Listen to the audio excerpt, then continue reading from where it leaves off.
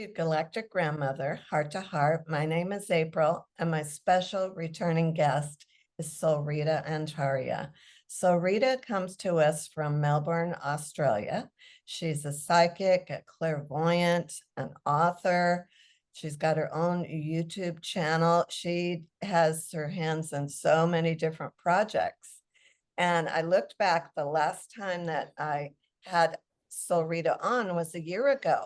And since then, she's had a couple of projects come to fruition. So I'm really excited to welcome you and hear about these new projects, Solreta. Thank you so much for having me, and it's so lovely to reconnect. And yeah, it's been a really, really busy year. And my baby that I'd had close to my heart for 3 years, my potions company has finally been born. Just a couple of weeks ago, I've released it, and yeah, I'm getting mainly sales in the US and Canada at the moment. So that's just been, yeah, it's beautiful to see. This is what it was all based on, which is Heal a Broken Heart. I'll have to get you to tell us the story about how you were in the tub and the whole idea kind of came to you. But I want to tell everyone all of Solreta's contact information and her is called Soul Alchemy. Am I correct? Her Yeah, that's contact info to order her transformative teas from manifestation will be underneath the video. So thank you. give us the spiel here. How did Yeah, yeah. So that? I'm drinking, this one's called I Am That Witch, and this is the packaging. So it took me quite a while, even just to get the packaging exactly as I wanted, because I wanted it to convey the essence and the magic. And you can see it's got a cute little witch's hat Uh-huh. there that I worked so closely with my designer to get it perfect. But as you were saying, it was created while I was in the tub. So I was going through extreme heartbreak, and this was over our lockdown as well. So, it just intensified everything, but it was all created around Heal a Broken Heart. So I Oh, was drinking my potion in the tub, listening to my music, doing my affirmations, and just, sometimes having a soak twice a day just to cycle through things. And I really felt that it was nurturing and bringing all the pieces back to myself that I'd lost in the relationship. So it was just one of those things. I was drinking and I'm like, oh my gosh, if this is helping me and my heart to heal, I feel like I need to get this out to the world for other people that are going through similar. And then it was just like a download of creating the 6 potions. oh, that's awesome. And people just don't realize how much work that is to bring something to market. Oh my gosh, it took probably about 3 years. So I've created all of the recipes and I've incorporated elements of alchemy in it, intention setting. So each of them, like this is an abundance potion, and it's a little bit harder to see the reflective writing, but it says, I attract abundance. Oops, I'll just turn it around.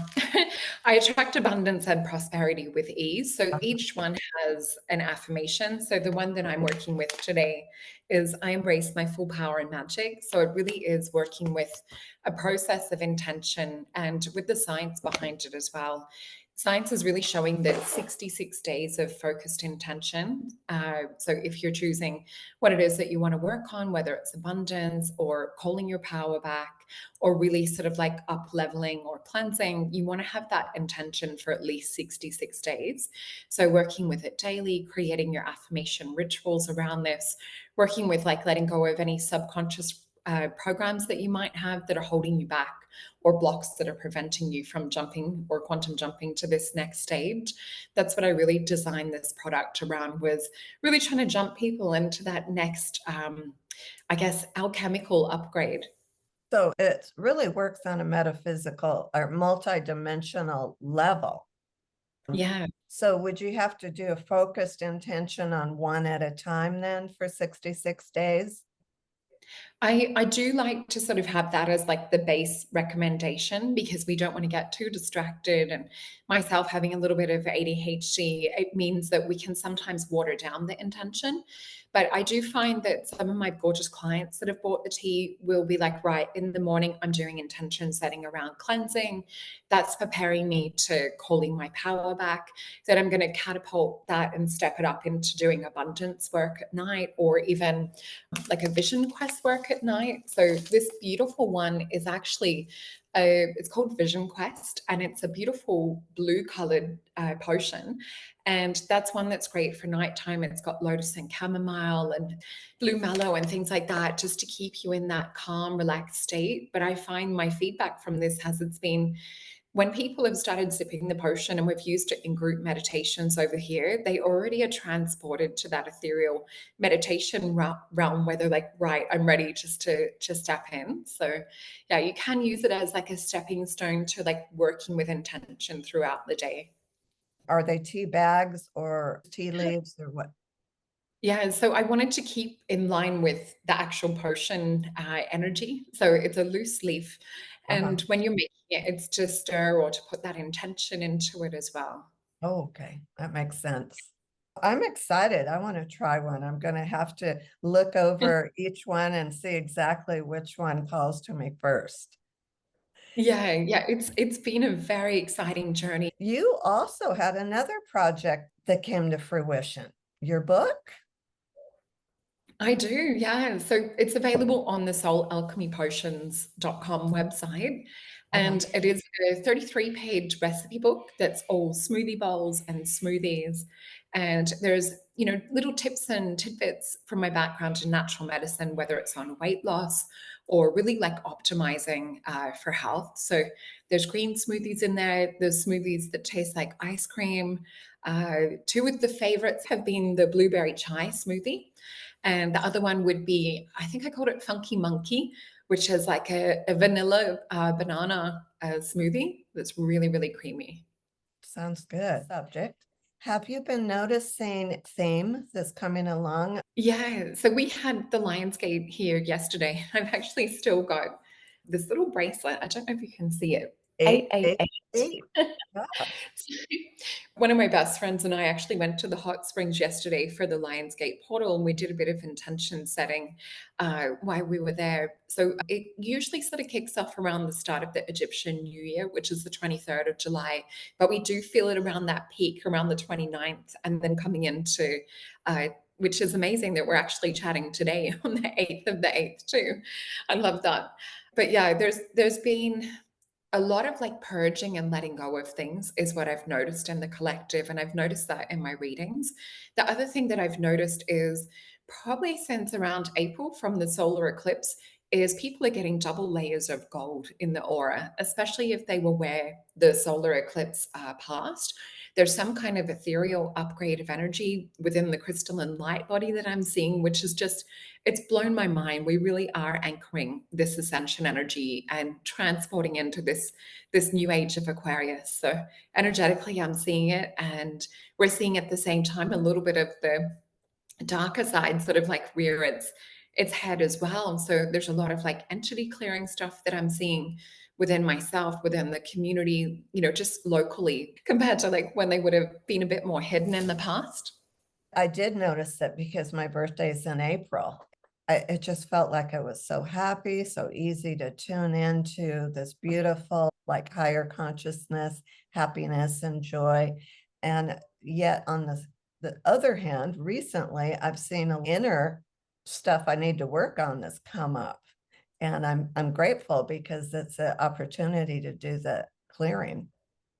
Yeah. Yeah, and it's good that, you're so conscious of that too, because a lot of people will go through life and they'll either numb things, push it further down, and that also leads to like a compounding effect where you're also passing it on generationally. So if we're clearing for ourselves and we're being that example or that guide, whether it's to community like you and I work with a lot of people, or whether it's even just to our own families and sort of shining that light and leading by example, there's so much more benefit for exploring, okay, why is this coming up? What are the subconscious beliefs behind it? What are the programs that I'm running around this? And so I'm a kinesiologist. So I did an advanced diploma of health sciences. So we studied a bit of neurolinguistic programming. We worked a bit with NLP, and which is neurolinguistic programming, and a bit of EFT like tapping and things. So you'll see in some of my videos on soul alchemy potions where we actually do tips and tools, and we work with releasing some of these blocks as well. Isn't it funny how it seems like everything just kind of comes together like that? Yeah, and I think that's excuse me, a lot like our birth charts, that there's certain things that are set in our destiny or things that we have this opportunity to work with. Mhm. And it's not until we sort of get a bit older, because I'll be 44 next week. So we tend to see, okay, this makes sense why I was interested in this and this, and then it's like putting it all together and putting it into a potion. I was just talking about that yesterday. I'm 74 now, so I can really look back at how my soul or my higher self pushed me along, nudged me along, and to keep me on my path. And you look incredible, and I do see that as the galactic starseed side of us that really keeps us young and has that extra something special, and I think it's in our DNA too. And I think what you were saying to me backstage about, chasing the white sands and the turquoise ocean, getting that medicine from nature, I think that also really helps to keep us young. And, I've got the forest here. We quite often have fairies show up in the videos, and it's just, to immerse yourself in that, it keeps you part of that ethereal world. Now, Yeah, so at the moment, I am really focused on the potions, but I mhm, also have a YouTube channel centered around building a community of gathered souls that are like-minded. So we actually have upcoming, it'll be on, I think it's the 1st of September in the States and in Canada. Over here, it'll be the 2nd of September, but we're actually getting together. So people that have purchased the potions have been sent a link to join a live chat, because what we're really craving at the moment, I'm finding in my community and with my clients, is that one-on-one connection. Actually doing, it's based on Robert Millikan's work. It's a 16-hour, like intense, almost robotic affirmation. You're really doing a lot of deep shifting of the subconscious mind, and we're going to meet face to face. and I have seen the trend towards community. Yeah, we're missing that at the moment, I think. Well, and that's starting at the community level to manifest this new higher consciousness that we're going into in so many different areas. Of course, we see it in our area, but I was just interviewing a man that's all about regenerating the Earth's ecology. And he's a water conservationist. And what he was talking about, he said, is we're healing the earth, but we're also healing ourselves by coming together and working as a community to do these projects for the ecology. So it was inspiring to hear it from a different angle. I love that. And we know water has consciousness to it as well. I'm going to have to check that interview out. What have you seen in your card readings recently? What kind of influences are there that you could talk to us about? I have the two different types. I've got the starseed readings that are quite popular, where we look into people's connections and where they're, on a soul level, had lifetimes. And for some of my clients, it's even outside this Andromeda galaxy. So it's more on a higher multidimensional or multiverse level. But the readings I'm finding that people are really wanting at the moment are the mystical oracle readings. So I start out both with aura drawings and look into the energy in someone's field, and we quite often will have things in our aura that are like coming in for the near future. So we then do tap into the guides and see what the guides want to express and pick cards. And the funny thing is, it's always the tarot cards that come out after we've done the aura drawing say exactly the same things. And I read them face down, and then I flip them over once the guides have confirmed, yep, we can move on. But what I'm seeing come up collectively, there's a lot of like really working with light body activation at the moment. and a lot to do with timelines. So I think with what I'm doing with the potions and everything, it's also really helping us to bring and pull our energy back, because I think we've been so scattered, especially over the last 4 or 5 years or so with everything happening in the world. Our attention and shift and focus has been placed on things that we would rather not manifest or call into the world. So I'm seeing a lot of bringing ourselves back to home within the body, within the soul. And a lot of what I would say is physical embodiment or somatic work, where we don't actually realize that we're not living in the body a lot of the time. So, a lot of like meditation and practice and things like that is what Spirit's recommending at the moment, to really be centered and anchored in the here and now so that we can optimize for future positive timelines. Oh, that's beautiful. Yeah, I've been getting the message to ground a lot, get my feet on the earth. And I'm so glad you said that. With my birthday next week, I got asked what I would like as a present, and I said maybe some grounding sheets would be good. So I've been getting the same guidance. So thank you for confirming. happy birthday to you. Thank you.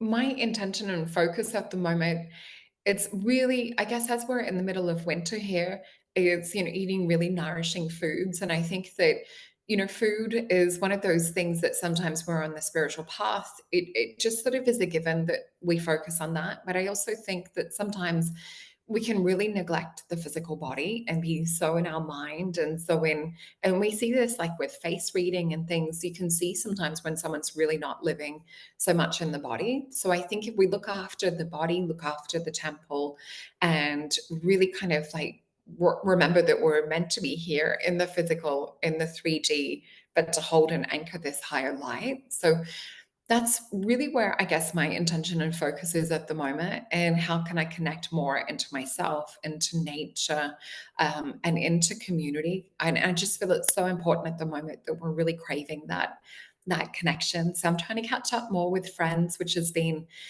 just amazing. So you can see already where your new personal year is taking you.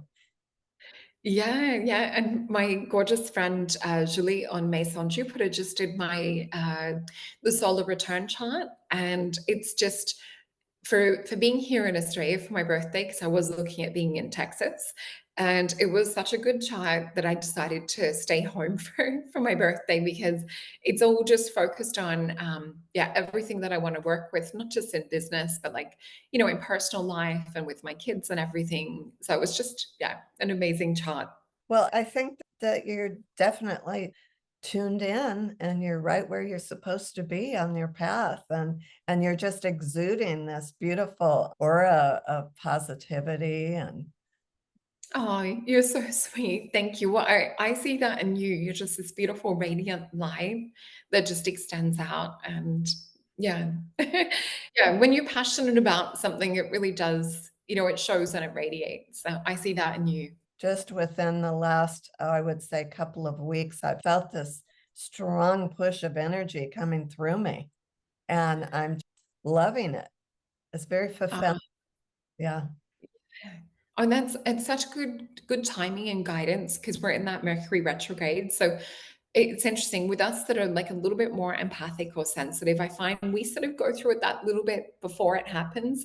And then I think that that's for us to help be sort of a bit of a guide, or help people when they're working through the Mercury retrograde unraveling phase, as it can sometimes feel like. So I feel a bit the same in this renewed, centered energy, even though we're going through a bit of the Mercury chaos.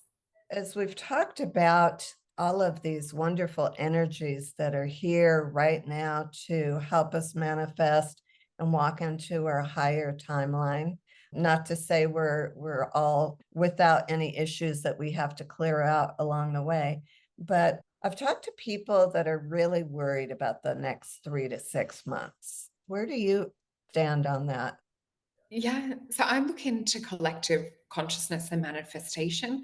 So even when we look into, like Project Looking Glass, for those that are in the deeper end of Oh, yeah. conspiracy and woo, Mhm. which I know you and I both are, they talk about the importance of focused intention. So if our attention is distracted onto dark narratives or onto really kind of almost this apprehensive energy, we're not in creator mode. And that's what I want people to be reminded of, that they are actually the creator of their reality.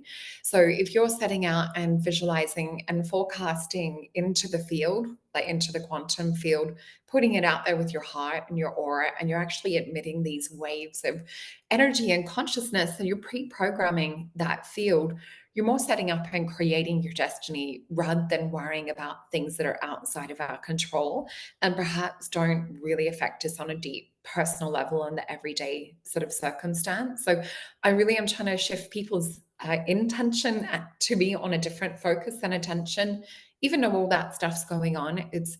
It's almost like, if we look at it as a little bit of a parasite, and the less that we feed it or give it attention, the less that it can bother us. And on a physical level, parasite cleansers are pretty much a must at the moment with what we're sort of shifting and working through. It's good to cleanse out any critters that could be within.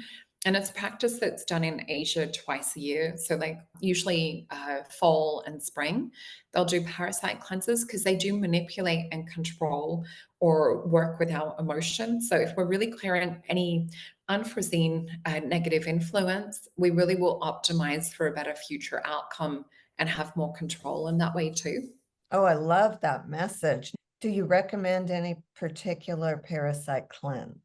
I've tried quite a few. Let me see if it's on my desk, because I do work as a kinesiologist still, doing like holistic wellness sessions, which I do on Base on Jupiter.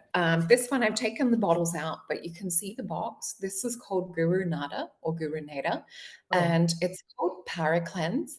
And what I found with this, because it's infused in oil, it's held differently than some of the other herbal tinctures. So essentially, most parasite cleanses will center around three herbs, which is black walnut, or spices, wormwood, and clove. With this, it does have MCT, and it also has neem oil. So there's a different way that it permeates into the digestive tract. And I've noticed with myself and a few clients, you can usually feel it within about 20 minutes of taking it, things kind of cycling through the digestive tract. In the second step, an hour later, you take a fulvic acid, and this works as a binder. And this is $20, but the ingredients are actually quite a high quality, and there's a different energy feeling with this one compared to some of the other ones that I've done that are hundreds of dollars. This is a really affordable way for most people to go through this. And I do feel this is also essential into gaining our authority back in the physical world and in the inner world too.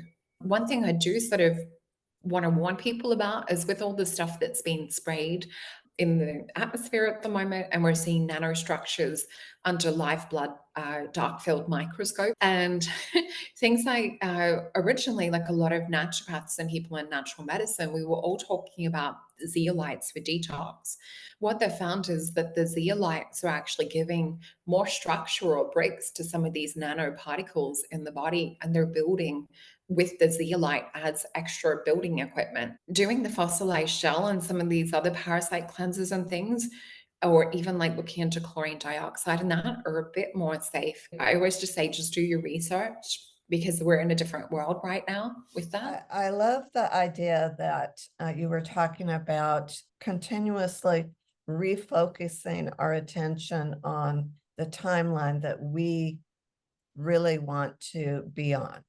Because especially here in the United States, with elections coming up in November, oh, the amount of polarization here is just incredible.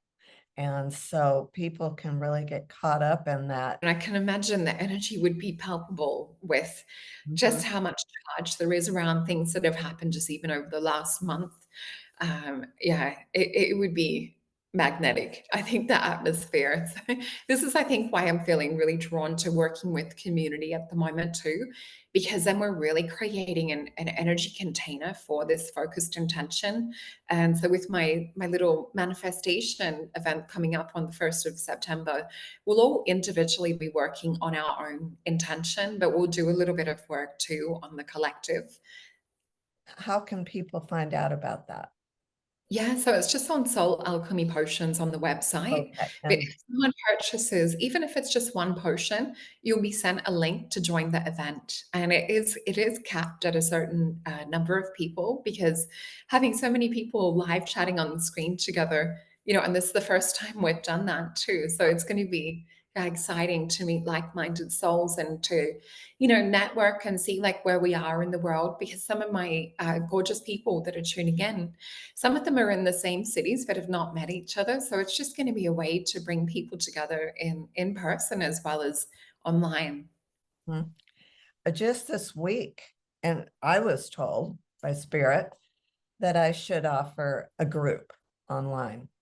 So that's something that I've got to get organized in my mind exactly how I'm going to. Oh, I love that.